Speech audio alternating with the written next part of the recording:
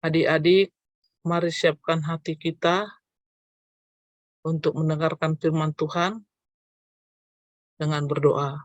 Mari kita bersatu dalam doa. Ya Bapa yang bertata dalam kerajaan surga, puji dan sembah kami panjatkan kepadamu ya Bapa. Terima kasih atas penyertaan dan berkat-Mu kepada kami anak-anak-Mu. Bapa, sebentar lagi kami akan belajar dan mendengarkan sebagian dari firman-Mu. Tolong kami ya Bapa, bukakan hati pikiran kami agar kami dapat mengerti dan memahami firman-Mu.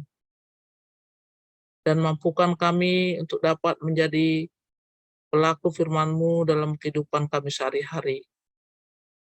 Kiranya Engkau yang mimpin acara ini dari awal hingga akhir, dan jauhi gangguan yang dapat menghambat acara ini.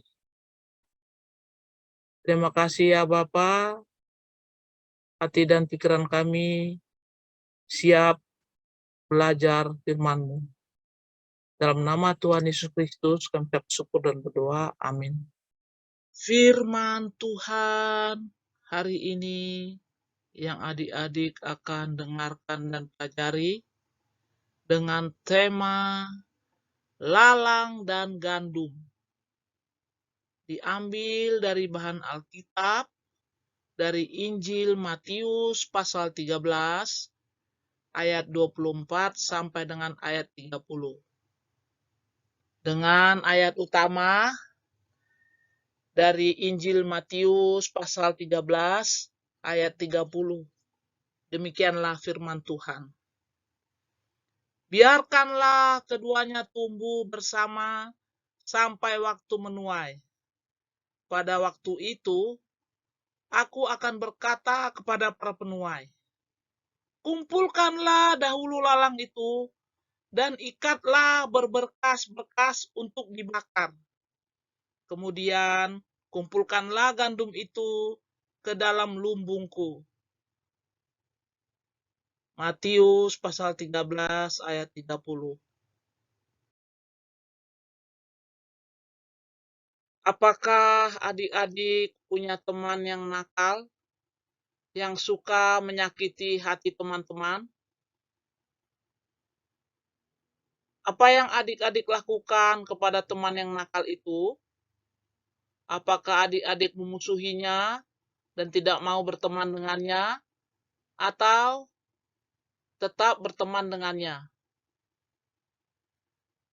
Firman Tuhan yang akan adik-adik dengarkan dan pelajari hari ini adalah tentang Tuhan Yesus mengajarkan tentang kerajaan sorga melalui perumpamaan lalang dan gandum.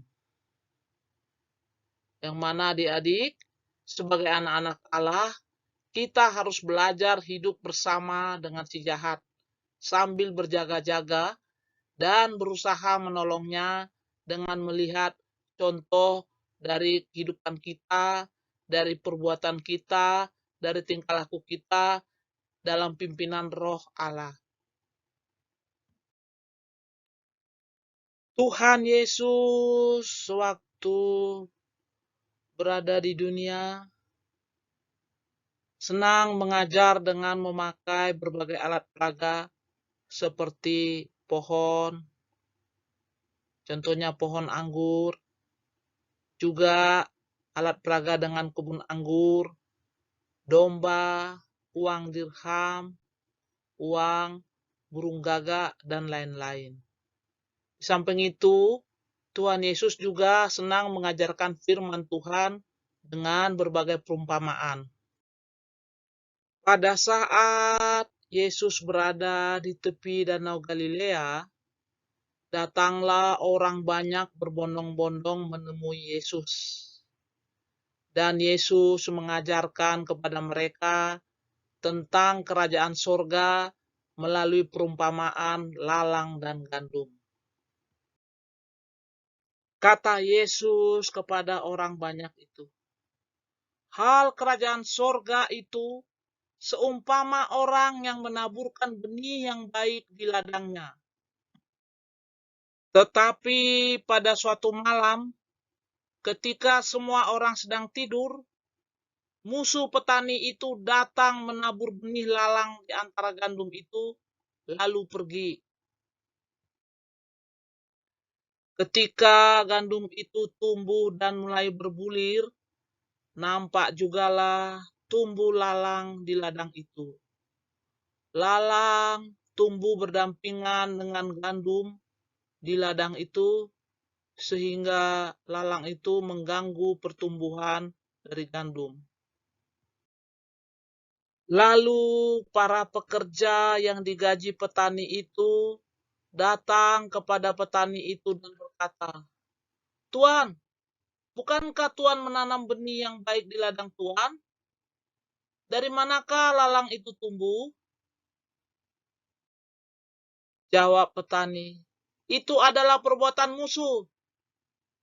Lalu pekerja yang digaji itu bertanya lagi, "Tuan, maukah Tuan kalau kami cabut lalang-lalang itu?"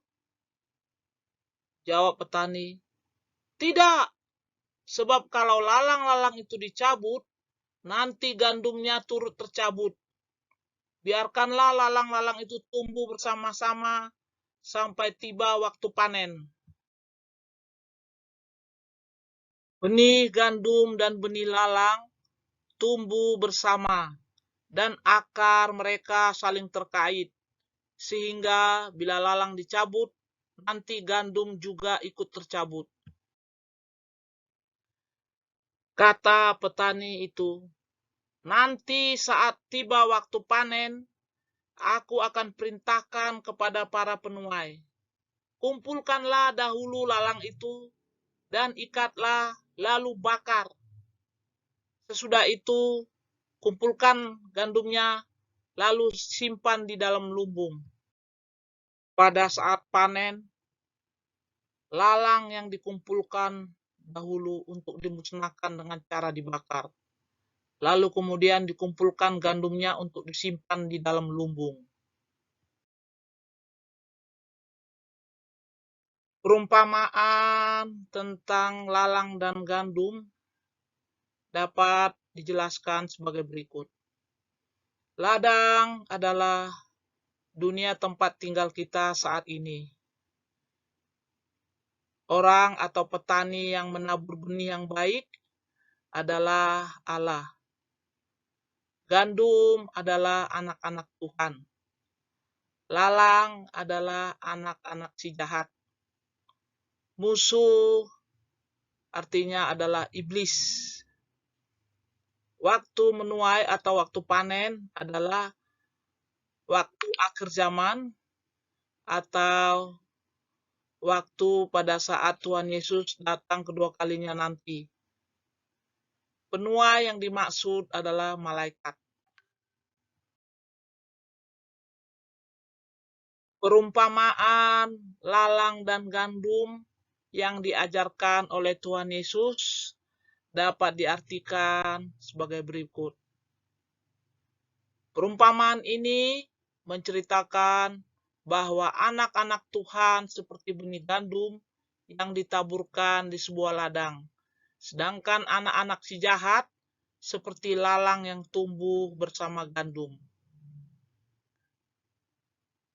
Lalang dan gandum sulit dibedakan, tetapi perbedaannya akan terlihat ketika masa tuaian tiba.